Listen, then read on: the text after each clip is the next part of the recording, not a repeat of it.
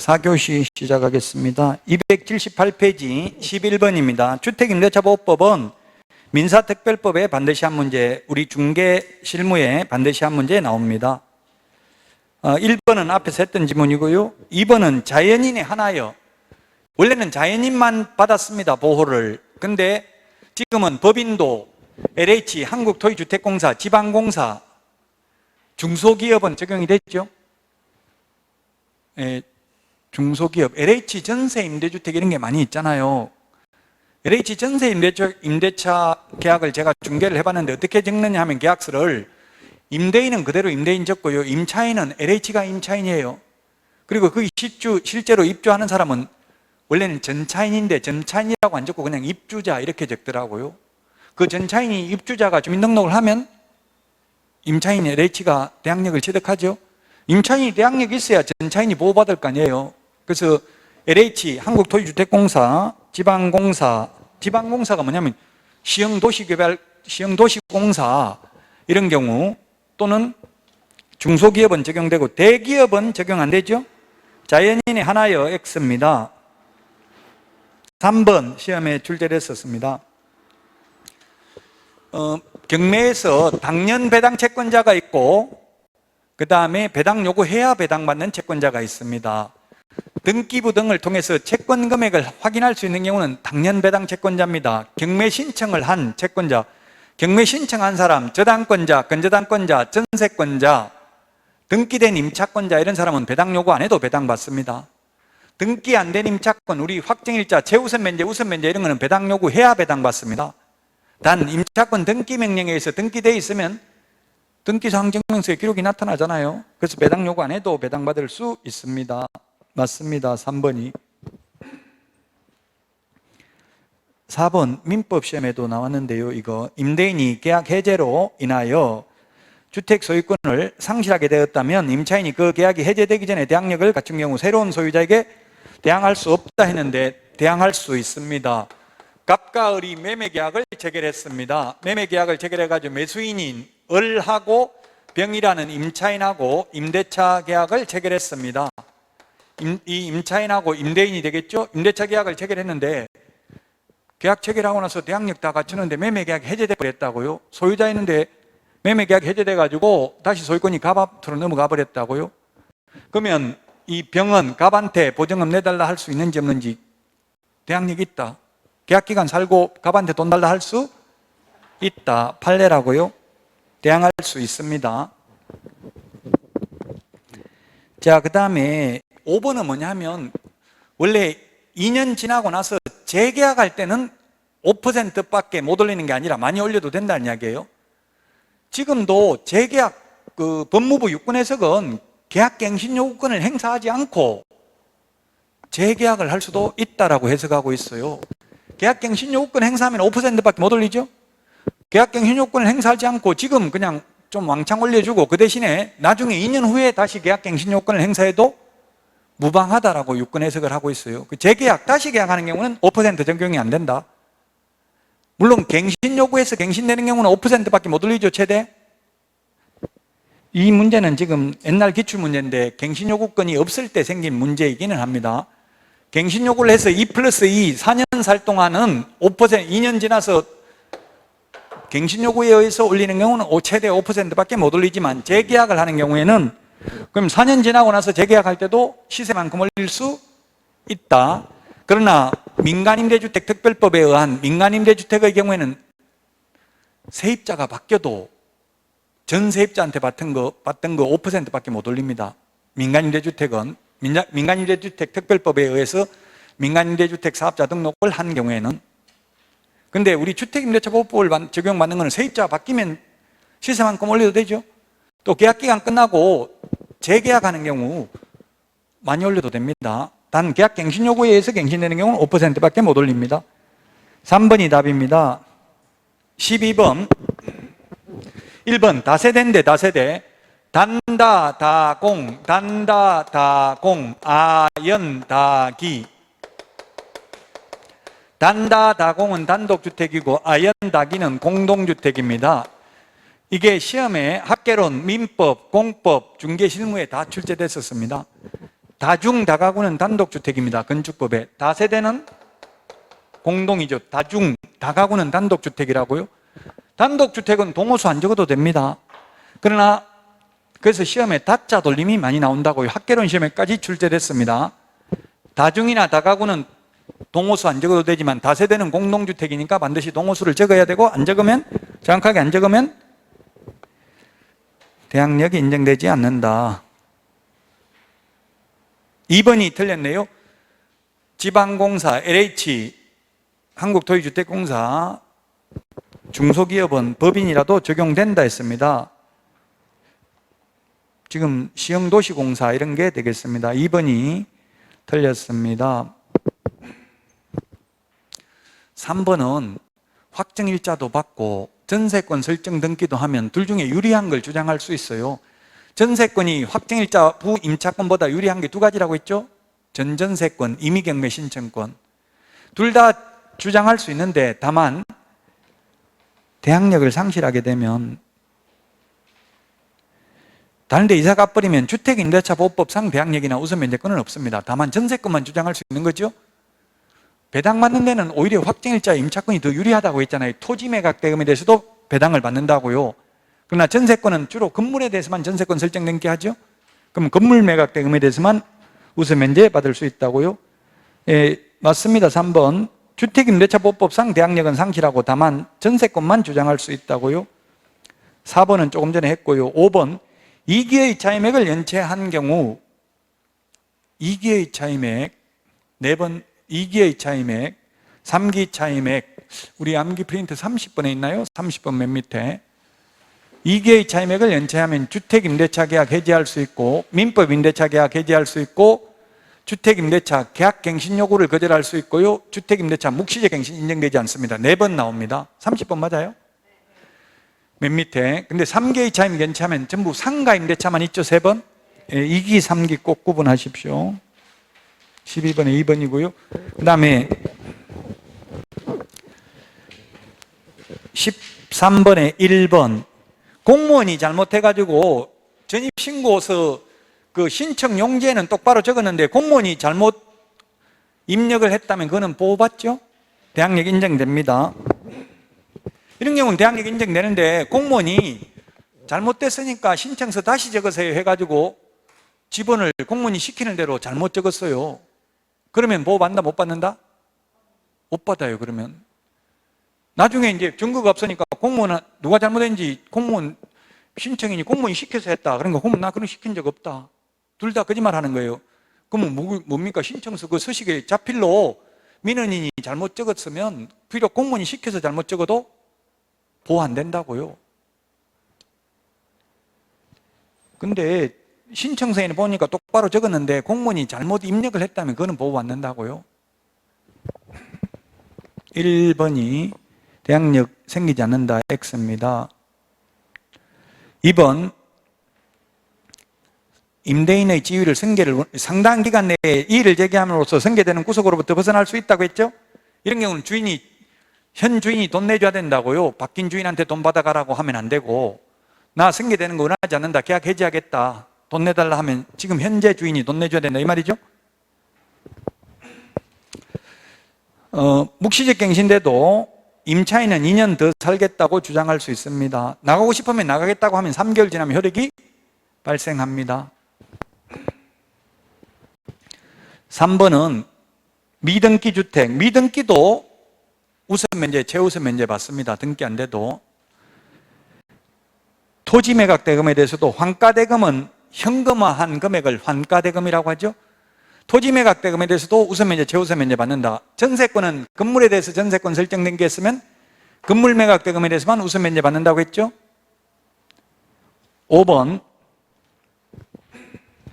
임대인의 동의를 받아 적법하게 전대차가 된 경우에는 직접 점유자인 전차인의 주민등록이 돼야 대항력이 발생한다. 아까 LH 전세 임대주택인 경우는 입주자가 전입신고해야 된다고 했죠.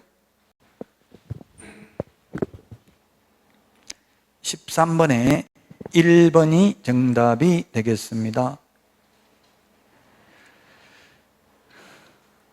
지금 1번, 2번 다 설명했던 내용이고요. 그 다음에 3번이 그 민법 시험에 출제됐죠. 3번에 아마 민법 시험에 1월 1일 날, 지금 현 갑이라는 사람이 1월 1일 날 주민등록 전입신고하고 살고 있다가 가령 7월 1일 날 을한테 팔았습니다. 을한테 팔았고요.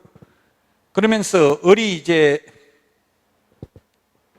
매수인인데요, 사가지고 을 앞으로 등기를 했는데 7월 1일 날 을하고 갑의 부인하고 갑다시하고 갑의 부인하고 다시 임대차 계약을 체결했습니다. 그러면 이 갑의 부인 갑다시는 대항력을 언제 취득하냐 이 말이에요. 처음에 전입신고를 한 1월 1일 다음 날인 1월 2일 날 대항력을 취득한다. 7월 2일 날 대항력을 취득한다. 답은?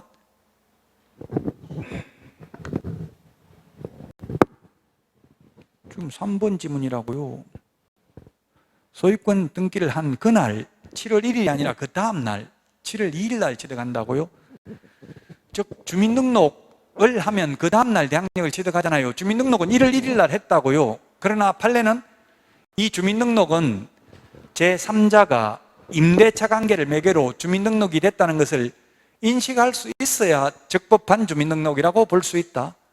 1월 1일 날 한 주민등록은 이거는 세입자로 한 주민등록이 아니라 주인으로서 한 주민등록 전입신고니까 대항력은 세입자로서 주민등록이 됐다는 걸 인식할 수 있는 7월 2일 날. 그래서 만약에 새 주인이 자기 이름으로 등기하면서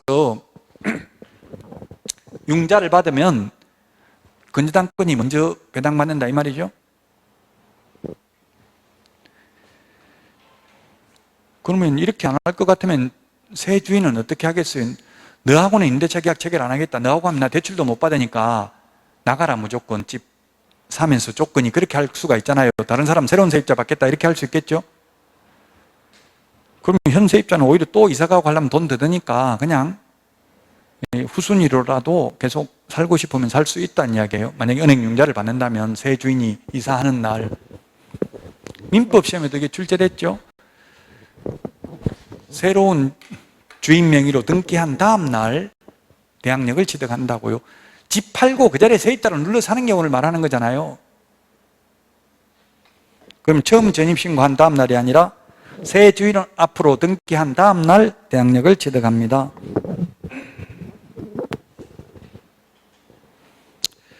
4번은 만약에 최선수님 임차권이 배당 요구를 했는데 배당을 다 못 받았다면 전액을 다 배당받을 때까지 대항력을 주장할 수 있습니다. 전세권의 경우에는 최선수님은 배당 요구하면 전세권은 무조건 말소되죠. 근데 임차권은 최선수님은 배당 요구를 했다 하더라도 다 못 받으면 다 받을 때까지 대항력을 주장할 수 있다는 말이고요. 이 5번도 인터넷에 질문 엄청나게 많이 하더라고요. 공동주택이면 동호수 적어야 된다고 했잖아요. 이거 맞아요? 틀려요? 동호수 누락되어도 확정일자 요건을 갖추었다고 볼 수는 없다가 확정일자 요건을 갖추지 못하였다고는 볼 수 없다 이 말은 우선 면제 받는다 이 말이죠. 갖추지 못하였다고 볼 수는 없다 이 말은 갖췄다고 볼 수 있다 이 말이잖아요. 못하였다고 볼 수는 없다 말을 판사들이 어렵게 해놨는데, 즉 우선 면제 받는다는 얘기 동호수 안 적어도 이해돼요? 이거? 설명해 보세요. 이해되면. 동호수 누락되어도 우선 면제 받는다고요. 아까 이 동호수 누락되면 대항력 없다고 했잖아요. 이게 무슨 말이냐면 앞에 다 생략이 돼 있어서 그러는데, 대항력 즉 전입신고는 동호수 똑바로 갖춰서 전입신고를 하고 단지 확정일자 받은 임대차 계약서에만 동호수가 누락되어도 우선 면제 받는다고요. 그러나 반대로 전입신고할 때 동호수 제대로 안 적고 확정일자 받은 임대차 계약서에만 동호수 똑바로 적어도 우선 면제 못 받습니다. 그 이유가 뭐냐면 전입신고라는 것은, 대항력이라는 것은 제3자에게 공시하는 기능이 있다고. 전입신고는 열람도 할 수 있잖아요. 주민등록 공시 기능이 있지만 확정일자 받은 임대차 계약서는 당사자 간에 엄밀히 체결된 계약으로서 통정 허위 표시에 의해서 무효라는 등 특별한 사정이 있는 경우를 제외하고는 공시 기능이 있는 것은 아니기 때문에, 다른 사람에게 알리는 기능이 있는 것은 아니기 때문에, 비록 만약에 전입신고만 똑바로 했다면 나중에 계약서 새로 적으면서 날짜 그날 옛날 날짜로 해가지고 동호수 새로 적어 넣었는지 그때 적었는지 지금 적었는지 알기도 힘들죠. 그래서 전입신고만 똑바로 했다면 비록 확정일자 받은 임대차 계약서에는 동호수가 누락되어도 우선 면제 받는다 이 말이라고요. 이게 민법 시험에도 나왔고, 이게 이해 안 된다 질문 많이 하시더라고요. 근데 앞에 대학력은 똑바로 갖췄다 이런 말을 안 적어놨잖아요. 그러니까 이게 헷갈린다고요. 결론은 전제 조건은 대학력은 즉 전입신고는 동호수 제대로 적었다 이 말이에요. 단지 임대차 계약서에만 동호수가 누락된 경우입니다. 근데 앞에 그런 말을 길게 안 적어놨기 때문에 그래서 지문이 짧은 것들이 실제 시험에서는 어려워요. 더 지문 긴 것보다. 지문이 길면 다 설명이 되어 있죠. 3번이 정답이고요. 15번은 답이 3번인데요. 임차권 등기가 되어 있는 집에 방은 빼고 이사를 나갔다 하더라도 방이 비어 있다 하더라도 임차권 등기 명령은 어떨 때 할 수 있어요? 계약기간 끝나도 주인이 돈을 돌려주지 않는 경우에만 명령에 의한 등기를 할 수 있고 계약기간 중에는 안 되죠. 그 등기법에 보면 임차권 등기는 두 가지가 있어요. 임차권 설정 등기가 있고요. 명령에 의한 등기가 있어요. 설정 등기라는 건 뭡니까? 당사자 간의 합의에 의해서 하는 등기가 설정 등기죠. 설정 등기는 언제든지 할 수 있어요. 둘이 합의만 되면 계약기간 중에도 가능하잖아요. 명령에 의한 등기는 재판상 등기, 명령이라는 것은 재판의 종류예요. 재판상 등기이기 때문에 임차인 혼자서 단독으로 등기를 신청할 수 있잖아요. 명령에 의한 등기는. 그래서 명령에 의한 등기는 반드시 계약기간이 끝나도 주인이 돈을 돌려주지 않는 경우에만 할 수 있습니다. 등기를 하게 되면 명령에 의한 등기든 설정 등기든 등기 효과는 똑같습니다. 대항력과 우선면역권을 취득하게 되고 이미 취득하고 있던 사람은 존속하게 됩니다. 그래서 방을 빼고 이사를 나가도 계속 대항력이 유지되기 때문에 그 뒤에 새로 들어온 사람한테는 최우선 면제는 안 해줍니다. 새로 들어온 세입자한테 최우선 면제 해주면 최우선 면제 2명한테 해줘야 되잖아요. 옛날에 방 빼고 이사 나간 사람도 해줘야 되니까 최우선 면제는 인정 안 됩니다. 그러나 임차권 등기 명령 후에 전입신고를 하고 들어온 세입자라 하더라도 자기보다 후순위 권리자보다 우선 면제는 받을 수 있죠. 후순위보다 우선 면제는 받을 수 있는데 다른 담보물권자보다 최우선 면제는 못 받습니다. 우리 시험에 최우선 면제 이렇게 잘 안 하고요. 어떻게 나오냐면 다른 담보물권자보다 우선 면제, 소액 임차인 우선 면제, 법 8조에 의한 우선 면제, 최우선 면제 같은 말입니다. 이게 소액 임차인 이 말은 일정 금액 1억 5천만 원 이하인 경우 5천만 원까지만 최우선 면제 받잖아요. 그게 최우선 면제잖아요. 법조문에는 최우선 면제라는 말은 없다고요. 최라는 말은 없다고요. 그래서 시험에 최우선 면제라고 안 나올 수도 있어요. 지금 4번도 소액 보증금의 일정액이라고 되어 있잖아요. 이게 최우선 면제라는 말이라고. 소액 보증금의 일정액에 대해서 맨 마지막에 최 말 없어도 그냥 우선 면제라고 해도 이게 최우선 면제예요. 그냥 우선 면제는 다른 후순위 권리자보다 우선 면제 이런 말을 쓰죠. 최우선 면제는 다른 담보물권자보다 우선 면제, 소액 임차인 우선 면제, 법 8조에 의한 우선 면제, 이게 최우선 면제라고요. 즉 등기되어 있는 집에 새로 들어온 새로운 세입자는 최우선 면제는 못 받고 우선 면제는 받을 수 있다. 이걸 주의하시라고요. 나머지는 뭐 비용을 임대인에게 청구할 수 있고요. 그 다음에 임차권 등기 명령이 등기가 되어 있으면 세입자는 세입자가 돈 내달라고 하니까 주인이 방 빼면 돈 내줄게 동시행 항변권을 주장할 수 있는지 여부 주장할 수 없다. 선의행입니다. 동시행이 아니고 선의행입니다. 한 번 전과가 있는 사람이잖아요. 계약기간 끝나도 돈 안 내줘놓고 또 돈 내달라고 하니까 등기 말소해주면 돈 내줄게 이렇게 동시행 항변권을 행사할 수는 없고 선의행 돈부터 돌려주고 등기 말소를 청구해야 된다는 게 판례라고요. 비용을 임대인에게 청구할 수 있고요. 자, 그 다음에 16번 아까 월세로 돌리는 거 얼마라고 했어요? 1억을 월세로 돌리면 1억이 월세 돌리는 게 아니고 이 문제는 3천만 원을 월세로 돌리는 거죠. 3천만 원을 월세로 돌리려면 3천만 원 곱하기 얼마라고요? 기준금리 더하기 2%니까 2.5%죠? 2, 3은 6, 5, 3, 15 75만 원 1년에 75만 원 나누기 12달 하면 한 달에 62,500원 월세로 돌리려면 기출문제인데요. 이게 답은 1번인데 기출문제 당시 때는 기준금리가 이렇게 낮지 않아 가지고요. 그때 기출문제 있을 때는 뭐 24만 원인가 꽤 컸어요. 그 지금 기억이 안 나는데 어쨌든 지금은 기준금리가 0.5%밖에 안 되잖아요. 지금 금리 올린다는 말이 계속 나오니까 기준금리가 0.5%라는 건 암기 안 해도 되죠. 기준금리가 얼마인지는 시험에 준다고요. 왜냐하면 3개월마다 한국은행에서 기준금리를 공시하기 때문에 기준금리가 몇 %인지 암기할 필요는 없습니다. 답 1번입니다. 17번입니다. 틀린 것은 했는데 1번 했습니다. 편면적 강행 규정이니까 임차인은 2년 미만의 기간의 유효함을 주장할 수 있고요. 2번은 자녀 주민등록도 인정된다 했고요. 그 다음에 디귿 선순위 저당권에 의해서 경매가 이루어진 경우 보증금을 모두 변제받을 때까지 임차권 존속을 주장할 수 있다. 말소 기준 권리보다 뒤에 있는 전세권, 임차권 이런 거는 말소되죠. 말소 기준 권리보다 최선순위인 경우만 대항력을 주장할 수 있습니다. 나중에 다음 주에 경매에 대해서 하겠지만 1순위 임차권, 2순위 건저당권, 3순위 임차권, 4순위 저당권. 보통 그 제2금융기관 이런 데서는 후순위로도 많이 해주잖아요. 금리를 비싸게 받고요. 이 사람이 경매 넘겼다고요. 4순위 저당권자가 경매 신청했다면 이 3순위 임차권은 말소된다, 인수된다, 대항력을 주장할 수 있다. 이게 인수된다죠. 이 임차권은 말소됩니까? 인수됩니까? 경매 신청한 사람보다는 선순위네요. 인수돼요? 말소돼요? 말소됩니다. 말소 기준권리가 뭐냐면 이게 2순위가 말소 기준권리예요. 저당권, 건저당, 담보가등기, 압류, 가압류 이 5개 중에서 가장 선순위 권리를 말소 기준권리라고 학자들이 불러요. 말소 기준권리보다 뒤에 있는 지상권, 지역권, 전세권, 임차권, 환매등기, 가처분 등기 이런 거 전부 말소됩니다. 최선순위 임차권 이거는 인수되죠. 자기보다 후순위 저당권이 경매 신청해도 이 임차권은 말소됩니다.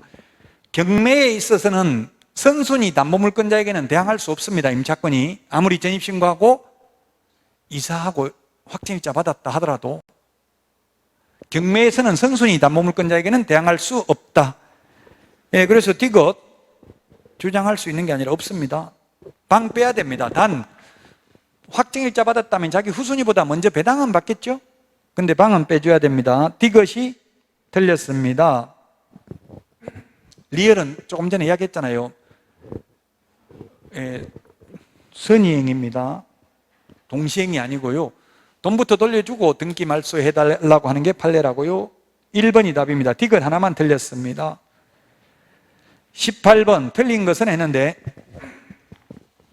1번이 2020년 12월 10일부로 바뀌었습니다.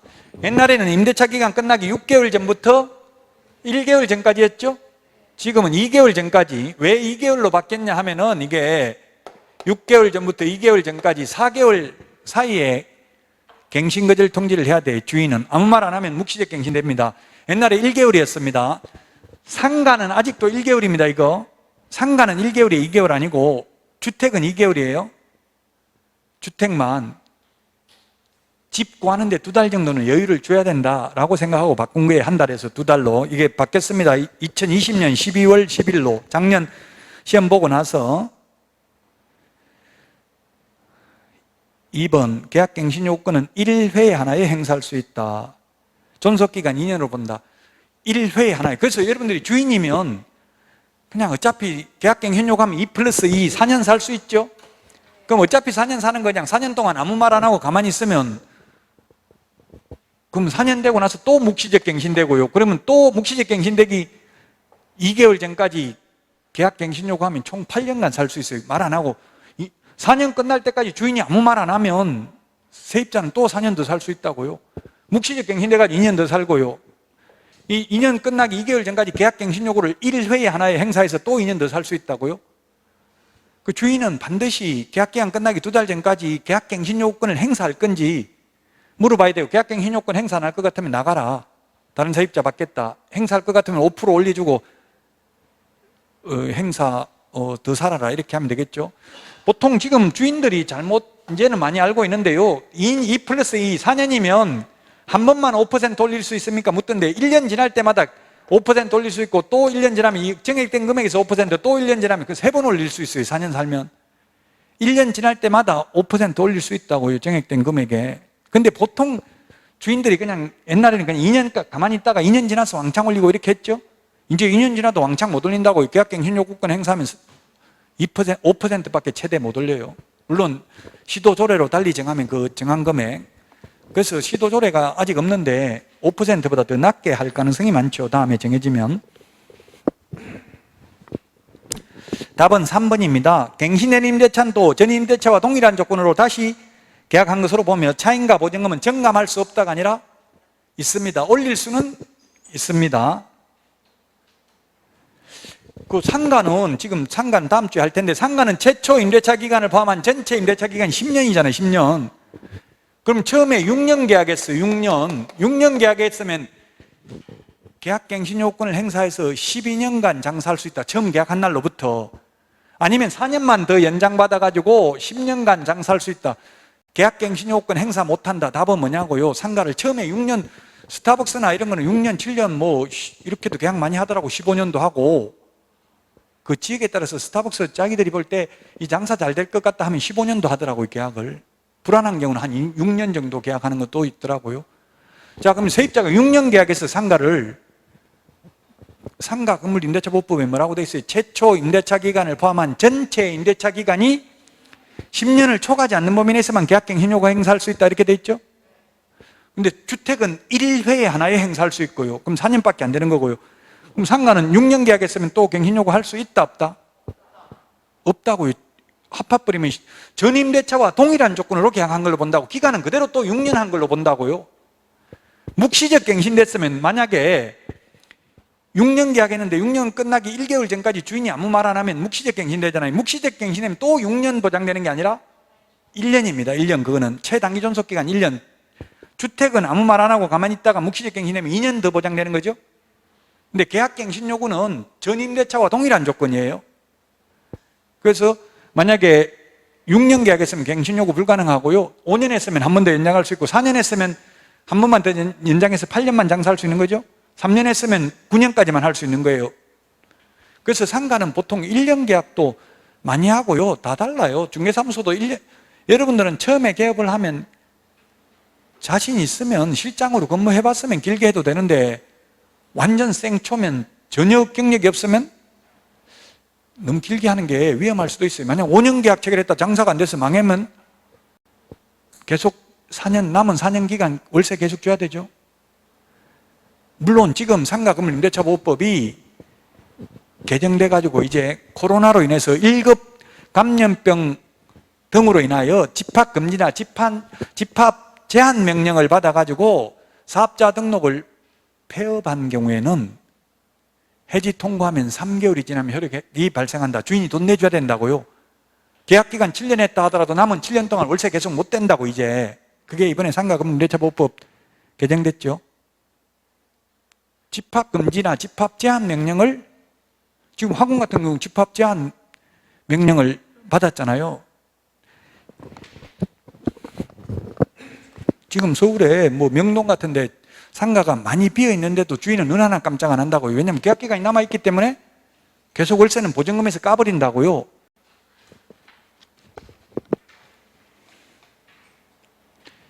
자, 그 다음에 5번 정감 청구는 할 수 있는데 정액은 5%를 초과할 수 없죠. 조례로 달리 정하면 조례로 정한 금액이고요. 정액 청구는 5%인데 감액 청구는 상한선 없죠. 정액은 1년은 지나야 됩니다. 1년 안에 막 여러 번 올리지는 못해요. 한 번 올리고 나면 1년은 못 올립니다. 올리더라도 5%밖에 못 올립니다. 상가도 마찬가지인데 단 상가는 9억 초과하면 많이 올려도 되죠. 시세만큼 올려도 되죠. 자, 19번 보겠습니다. 계약갱신 요구를 거절할 수 있는 사유. 암기 프린터 54번에 있나요? 계약갱신 요구를 거절할 수 있는 사유. 54번 맞아요? 그 54번은 상가죠, 상가. 상가하고 주택하고 차이 나는 건 뭐가 있어요? 오직 하나밖에 없어요. 주택은 임대인이나 그 직계 좀비속이 거주하려면 세입자 나가라고 해도 되죠. 주택은. 근데 상가는 주인이 직접 장사하겠다, 세입자 나가라, 이건 안 된다고요. 중개업소 차렸는데 영업이 잘 되니까 내가 직접, 우리 아들 자격증 땄으니까 직접 해야 된다, 나가라, 이건 안 돼요. 주택은 주인이 직접 살겠다고 나가라고 할 수 있다는 것만 차이 나요. 나머지는 똑같죠. 그 다음에 1번도 차이가 있네요. 주택은 2기, 3기는, 상가는 3개의 차임액을 연체한 경우 갱신 요구를 거절할 수 있죠. 단 3기인데 2020년 9월 29일부터 6개월간 연체한 차임은 3기에 포함시키지 않습니다. 그럼 상가는 최대 8개월 연체해도 세입자 내보낼 수 없는 경우도 있어요. 코로나 때문에 9월 29일부터 6개월간 연체한 차임은 포함시키지 않는다고요. 그럼 6개월간 연체한 차임은 나중에 안 줘도 되냐? 그건 아닙니다. 장사 잘 되면, 장사 잘 되든 안 되든 언젠가는 줘야 되고요. 나중에 1년 있다, 2년 있다 주면 연체이자까지 계산해서 다 받을 수 있습니다. 그러니까 세입자는 웬만하면 주는 게 좋죠. 주는 게 좋은데 도저히 영업이 안 돼가지고 월세 낼 돈 없으면 6개월간 연체해도 그거는 3개의 차임액을 연체하는 것으로 보는데 포함시키지 않는다. 임대인이 직접 살라고 하는 경우 내보낼 수 있고, 직계존비속, 직계존비속은 되는데 배우자는 안 되죠. 직계존속은 아버지, 할아버지, 정조할아버지, 고조할아버지, 할머니, 정조할머니, 고조할머니가 존속이고, 위로 올라가는 게 존속, 밑으로 내려가는 게 비속이죠. 자식, 아들, 딸, 손자, 손녀, 비속입니다. 이모, 고모 살려고는 안 되죠. 고모, 이모는 직계가 아니고 반계죠, 반계. 반계, 직계존속입니다. 3번은 중대한 과실입니다. 경미한 과실은 안 되죠. 중대한 과실이라는 표현을 쓰는 게 4번 있습니다. 우리 시험 나오는 거. 나머지 우리 공인중개사법에는 중대한 과실이라는 말 없습니다.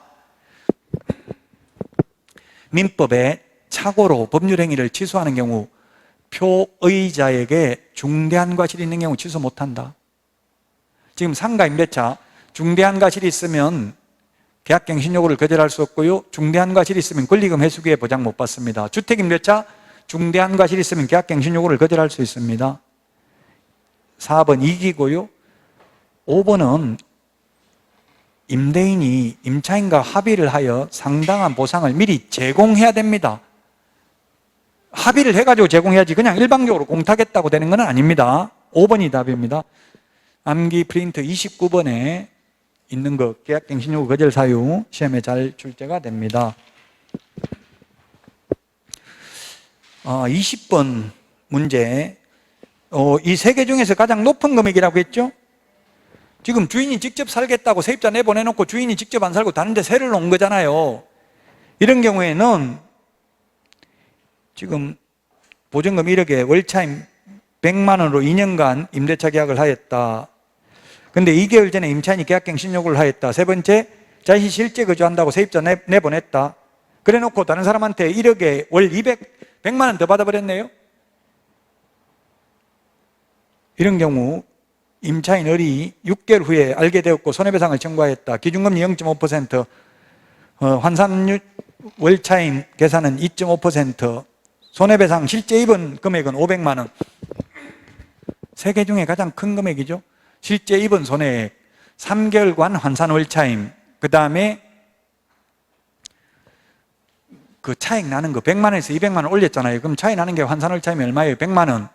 24개월 분, 2년 분이죠. 이 세 개 중에서 가장 높은 금액이잖아요. 그럼 답은 2번이네. 100만 원 더 받았으니까 100만 원 더 받아봐야 주인한테 남는 거 하나도 없다고 세입자한테 다 주면 차익 나는 거 3개월간 환산 월차임은 얼마예요? 3개월 환산 월차임은 지금 1억에 100만 원이면 환산 월차임은 1억을 월세로 돌리면 아까 얼마라고 했죠? 1억을 월세로 돌리면 20만 8,333원이고요. 100만 원 있으니까 환산 월차임은 120만 이만큼이죠? 3개월간 환산 월차임 하면 이게 얼마 되는 거예요? 3개월간 환산 월차임 하면 1, 3은 3, 2, 3은 6. 한 360, 얼마 되겠는데, 계산기 없어서 계산기는 어쨌든 2,400보다는 적잖아요. 그 실제 손해입은 게 얼마라고 했어요? 500만 원. 가장 큰 거니까 100만 원 월세 받다가 200만 원 올렸으면 차이 나는 게 100만 원이잖아요. 차이 나는 환산 월차임. 만약에 전세를 올렸으면 월세로 환산해야 되겠죠? 전세는 안 올리고 월세만 지금 100만 원 더 받았잖아요. 그러면 차이 나는 환산 월차임이 100만 원이라고요? 전세는 안 올렸으니까 100만 원 곱하기 24개월분 하면 2,400. 셋 중에서 가장 높은 금액. 지금 높은 금액인지 낮은 금액인지 아까 이행강제금 바뀐 거 농지법 높은 금액이라고 했죠? 감정가격 또는 개별 공시지가 높은 금액, 낮은 금액, 높은 금액 주의하시라고요.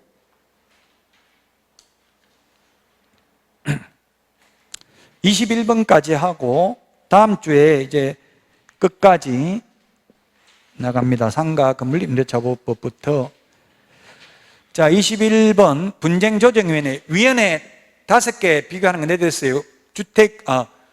공인중개사 정책심의위원회, 협회 공제운영위원회, 주택임대차위원회, 주택임대차 분쟁조정위원회, 상가임대차위원회, 상가건물임대차 분쟁조정위원회 6개 위원회가 있는데 주택임대차 분쟁조정위원회하고 상가건물임대차 분쟁조정위원회는 다 똑같습니다. 그래서 프린트는 5개만 비교를 했고요. 다만 상가건물임대차 분쟁조정위원회와 주택임대차 분쟁조정위원회가 다른 점은 조정상이 달라요. 상가는 권리금 분쟁을 조정할 수 있다는 거 하나 더 있어요. 주택은 권리금 없죠? 상가만 권리금이 있습니다. 틀린 것입니다. 1번 주택임대차위원회는 소액임차인의 최우선 면제권의 범위와 기준을 심의하기 위하여 법무부에 둔다. 공인중개사 정책심의위원회는 국토부에 둘 수 있다죠? 이건 둔다 맞습니다. 공제운영위원회도 협회에 둔다. 상가임대차위원회도 법무부에 둔다. 자, 2번 주택임대차 분쟁조정위원회, 분쟁조정위원회가 아니라 주택임대차위원회 위원장은 법무부 차관입니다. 위원장 1명을 제외하는 게 아니라 포함하여 9명 이상 15명 이내죠? 7명 이상 11명 이내. 이거는 공인중개사 정책심의위원회 위원이잖아요. 그 위원회 비교하는 거 프린트 내드렸고요. 또 이 숫자는 암기 프린트 39번에도 7명 있습니다. 2번이 틀린 정답입니다. 9명 이상 15명 이내입니다. 공제운영위원회 위원은 19명 이내입니다. 공인중개사 정책심의위원회 위원이 7명 이상 11명 이하입니다. 그 다음에 분쟁조정위원회 위원은 5명 이상 30명 이내죠. 상가임대차위원회 위원은 몇 명입니까? 상가임대차위원.